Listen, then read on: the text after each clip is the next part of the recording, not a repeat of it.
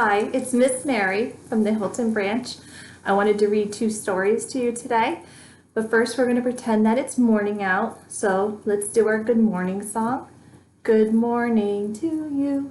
Good morning to you. Good morning, everybody. Good morning to you. And one more time. Good morning to you. Good morning to you. Good morning, everybody. Good morning to you. Next, let's practice the days of the week. Sunday, Monday, Tuesday, Wednesday, Thursday, Friday, Saturday. And we have a little rhyme that goes like this. Mondays I wiggle, Tuesdays I giggle, tee. Wednesdays I jump, Thursdays I slump, Fridays I dance, Saturdays I prance, Sundays I run, and then the week is done. So let's do that one more time. Mondays I wiggle, Tuesdays I giggle, tee. Wednesdays I jump, Thursdays I slump, Fridays I dance, Saturdays I prance, Sundays I run, and then the week is done. The first story I want to read is The Rainbow Fish by Marcus Pfister.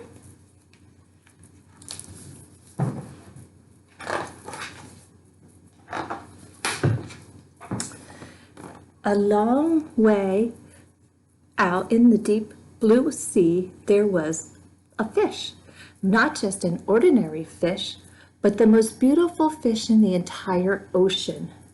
His scales were every shade of blue and green and purple, with sparkling silver scales among them. The other fish were amazed at his beauty. They called him Rainbow Fish. "Come on, Rainbow Fish," they would say. "Come on and play with us." But the Rainbow Fish would just glide past, proud and silent, letting his scales shimmer. One day, a little blue fish followed after him. "Rainbow Fish," he cried, "wait for me. Please give me one of your shiny scales. They are so wonderful, and you have so many." "You want me to give you one of my special scales? Who do you think you are?" cried the Rainbow Fish. "Get away from me." Aww. Shocked, the little blue fish swam away. He was so upset, he told all his friends what had happened. From then on, no one would have anything to do with the Rainbow Fish. They turned away when he swam by.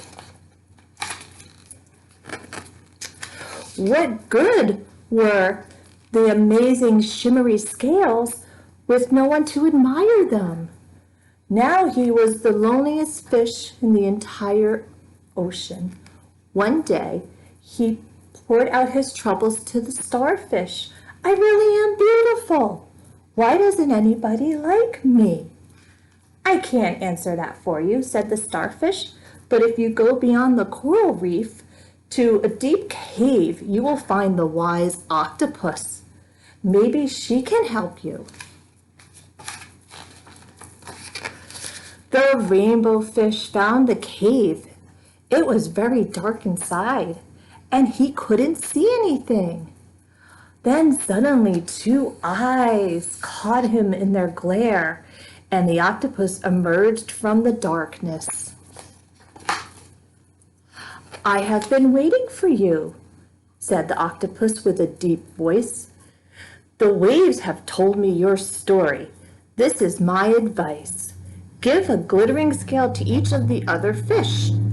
You will no longer be the most beautiful fish in the sea, but you will discover how to be happy." "I can't," the Rainbow Fish started to say, but the octopus had already disappeared into a dark cloud of ink. "Give away my scales, my beautiful shining scales? Never! How could I ever be happy without them? Suddenly he felt the light touch of a fin. The little blue fish was back. Rainbow fish, please don't be angry. I just want one little scale. The rainbow fish wavered. Only one very, very small shimmering scale, he thought. Well, maybe I wouldn't miss just one. Carefully, the rainbow fish pulled out the smallest scale and gave it to the little fish. Thank you very much. The little fish bubbled playfully as he tucked the shiny scale in among his blue scales. A rather peculiar feeling came over the rainbow fish. For a long time, he watched the little blue fish swim back and forth with the new glittery scale in the water. The little fish whizzed through the ocean with the scale flashing. So it didn't take long before the rainbow fish was surrounded by the other fish. Everyone wanted a glittering scale. The rainbow fish shared his scales left and right, and the more he gave away, the more delighted he became. When the water all around him filled with glimmering scales, he at last felt at home among the other fish.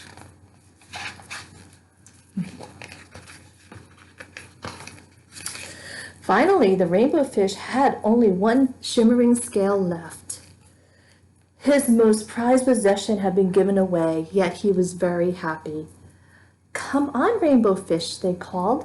Come and play with us. Here I come, said the rainbow fish, and happy as a splash, he swam off to join his friends. The end, friends.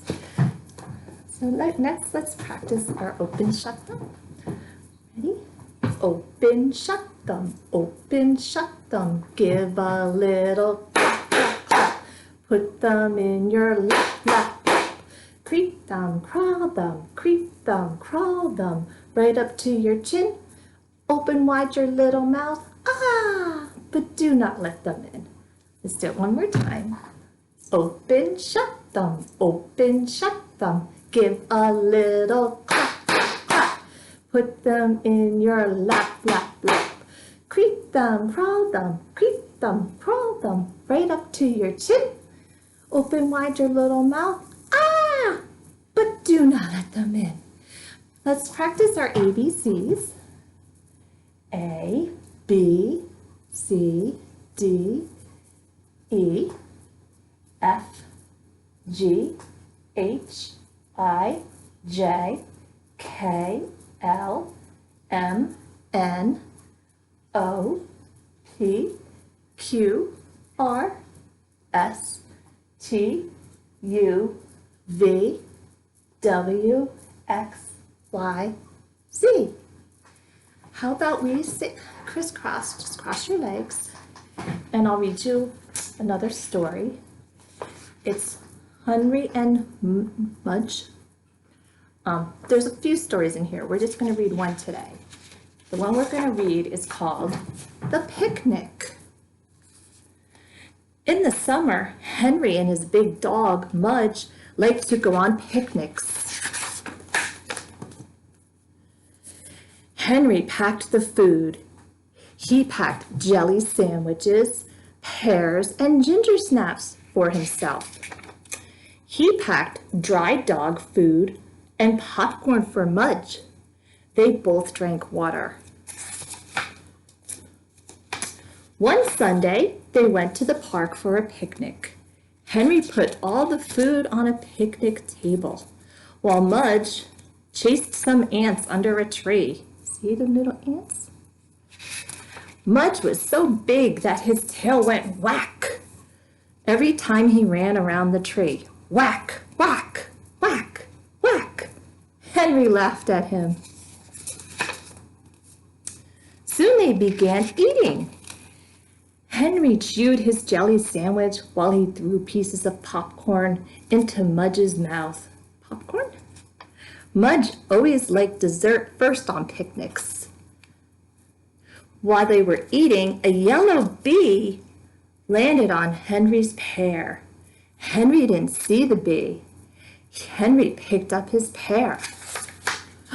"Ow!" Henry cried. Mudge jumped. The bee flew away. "Ow! Ow! Ow!" Henry cried. He shook his hand again and again and again. But his hand hurt more and more.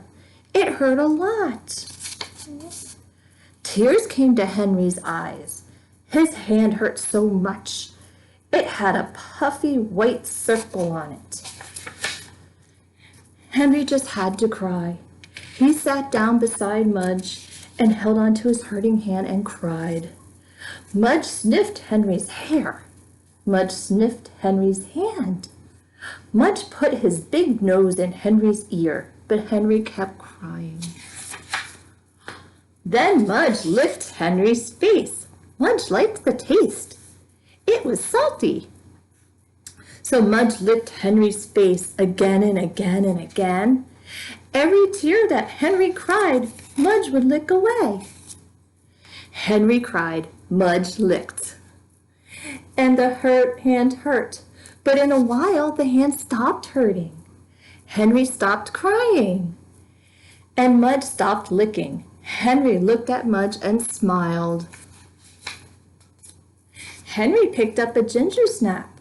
He took a bite and he gave Mudge the rest. Thanks, said Henry.